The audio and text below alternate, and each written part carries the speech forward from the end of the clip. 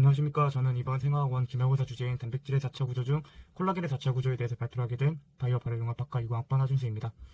우선 콜라겐은 우리 몸의 결합 조직, 세포, 외계질 등의 대부분을 차지하고 있습니다. 또한 우리 몸의 전신 단백질 중에 25%에서 35%를 차지할 정도로 아주 중요한 단백질입니다.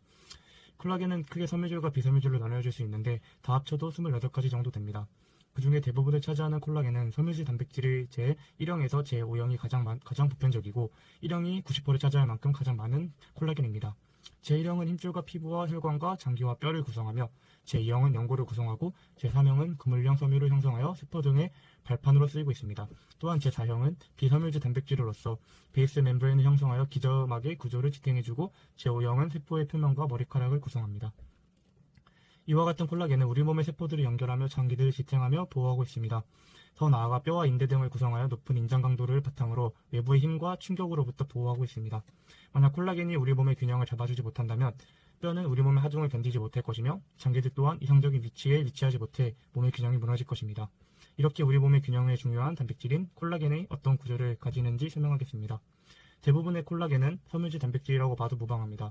이제 콜라겐의 전체의 구조를 보시면 콜라겐 분자들이 모여서 콜라겐 미세섬유를 형성하고 미세섬유들이 모여서 커다란 섬유 하나를 형성하는 것을 확인할 수 있습니다. 이제 콜라겐을 구성하는 콜라겐 분자에 대해서 자세히 살펴보겠습니다. 우선 콜라겐 분자의 구조는 단백질 4차 구조 중 하나인 트리플 헬릭스입니다. 하지만 다른 4차 구조를 가지는 단백질과 달리 2차 구조들이 결합을 통해 4차 구조를 형성하는 것을 확인할 수 있습니다. 그럼 2차 구조 가닥은 어떻게 형성되는 것일까요? 바로 여러 아미노산의 규칙적인 배열을 통해 왼손 나선 구조를 형성하게 됩니다. 배열을 구성하는 아미노산은 여러 아미노산이 있지만 대부분 글라이신, 프롤린, 알라닌, 하이드록시프롤린, 라이신, 하이드록시라이신이 거의 대부분을 차지하고 있습니다. 퍼센트로는 글라이신이 35%, 알라닌이 11%, 프롤린과 하이드록시프롤린이 21%를 차지하고 있습니다. 이와 같이 글라이신과 프롤린 함량이 풍부해 콜라겐이 규칙적인 알파 헬릭스가 아니라고 할 수도 있습니다. 먼저 가장 많고 핵심이 되는 글라이신을 기준으로 배열되는 것을 확인하실 수 있습니다. 글라이신의 핵심인 이유는 3개의 가닥이 나선 구조를 빈 공간 없이 빽빽하고 조밀하게 결합하기 위해서는 아미노산 중에 가장 장기의 크기가 작은 글라이신이 가운데에서 결합해준다면 더욱 조밀한 결합을 할 수 있기 때문입니다. 글라이신 XY의 배열이 계속 반복되고 있으며 X와 Y 자리에는 앞서 말씀드린 여러 아미노산이 들어갈 같은데 프롤린과 라이신 등이 X에 대부분 들어가고 Y에는 하이드록시프롤린, 하이드록시라이신 등이 들어갑니다. 이제 이렇게 3개가 반복되는 배열로 구성이 된다고 앞서 말씀드렸는데 이것은 결과적으로 3개가 배열된 것이지 처음부터 3개가 배열된 것은 아닙니다. 글라이신과 프롤린 아니면 글라이신과 라이신 등이 결합된 콜라겐의 전구물질이 먼저 형성이 됩니다. 그런 다음 그 전구물질에 하이드록실화가 된 하이드록시프롤린과 하이드록시라이신이 첨가되어 결과적으로 3개의 배열이 완성되는 것입니다. 결과적으로 또 이와 같은 배열을 생각해 볼 수 있습니다. 하이드록시화에 대해서 설명을 드리면 유기화합물의 하이드록시기 OH를 첨가하는 과정입니다. CH 결합에 산소를 추가하여 COH를 만듭니다. 이와 같은 프롤린과 라이신의 이 결합에 탄산소를 첨가하며 다음과 같은 하이드록시프롤린과 하이드록시라이신이 합성됩니다. 이렇게 된다면 수소 결합의 개수가 증가하여 더욱 강한 나선 구조를 만들 수 있는 것일 겁니다.